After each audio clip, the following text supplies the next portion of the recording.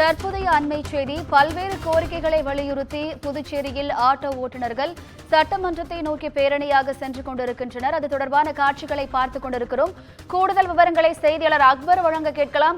வணக்கம் அக்பர், அவர்கள் என்னென்ன கோரிக்கைகளாம் வலியுறுத்துகின்றனர்? கூடுதல் விவரங்கள் என்ன பதிவு பண்ணுங்க. வணக்கம் வினிதா. புதுச்சேரியில் ஆட்டோ தொழிலாளர்கள் வேலை நிறுத்தம் காரணமாக பெரும்பாலான ஆட்டோக்கள் ஓடாததால் பொதுமக்கள் மற்றும் சுற்றுலா பயணிகள் மிகுந்த அவதிக்கு உள்ளாகி வருகின்றனர். மேலும் பல்வேறு கோரிக்கைகளை வலியுறுத்தி சட்டமன்ற முற்றுகை பேரணியில் சுமார் 500க்கும் மேற்பட்ட அனைத்து தொழிற்சங்க ஆட்டோ ஓட்டுநர்கள் ஈடுபட்டு வருகின்றனர்.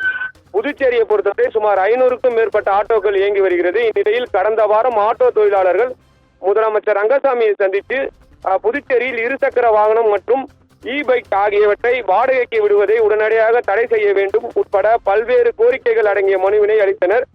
அதற்கு முதலமைச்சர் ரங்கசாமி புதுச்சேரியில் 1000க்கும் மேற்பட்ட ஆட்டோக்கள் பர்மிட் இல்லாமல் ஓடுகிறது, ஆட்டோ ஓட்டுநர்கள் விதிமுறையை பின்பற்றுவதே கிடையாது, முதலமைச்சர் கார் செல்லும் பொழுது கூட காருக்கு வழிவிடாமல் முந்தி செல்கிறீர்கள் என கோபமாக பேசிவிட்டு மனுவை பெற்று நடவடிக்கை எடுப்பதாக தெரிவித்தார். ஆனால் இதுவரை மனு மீது எந்த நடவடிக்கையும் எடுக்காததால் புதுச்சேரி மாநில அனைத்து ஆட்டோ சங்கங்களின் கூட்டு போராட்ட குழு சார்பில் புதுச்சேரி மாநிலத்தில் இருசக்கர வாகனம் மற்றும் பைக் ஆகியவற்றை வாடகைக்கு விடுவதை உடனடியாக தடை செய்ய வேண்டும், கட்டிட தொழிலாளர்களுக்கு அமைப்பு சாரா தொழிலாளர்கள் நல வாரியத்தை செயல்படுத்துவது போல் ஆட்டோ தொழிலாளர்களுக்கும் நல வாரியம் அமைத்து தீபாவளி உதவித்தொகையாக 4000 வழங்கிட வேண்டும், மேலும் ஆட்டோக்களுக்கு விதிக்கப்படும் ஸ்பாட் ஃபைன் அபராத முறையை கைவிட வேண்டும் உட்பட பல்வேறு கோரிக்கைகளை வலியுறுத்தி ஒரு நாள் வேலை நிறுத்த போராட்டத்தில் ஈடுபட்டுள்ளனர். இதன் காரணமாக புதுச்சேரி மாநிலம் முழுவதும் உள்ள சுமார் 500க்கும் மேற்பட்ட ஆட்டோக்களில் பெரும்பாலான ஆட்டோக்கள் இயக்கப்படவில்லை, சில ஆட்டோக்கள் மட்டுமே இயங்குகிறது. இதன் காரணமாக சுற்றுலா பயணிகள் மற்றும் பொதுமக்கள் மிகுந்த அவதிக்கு உள்ளாகி வருகின்றனர்.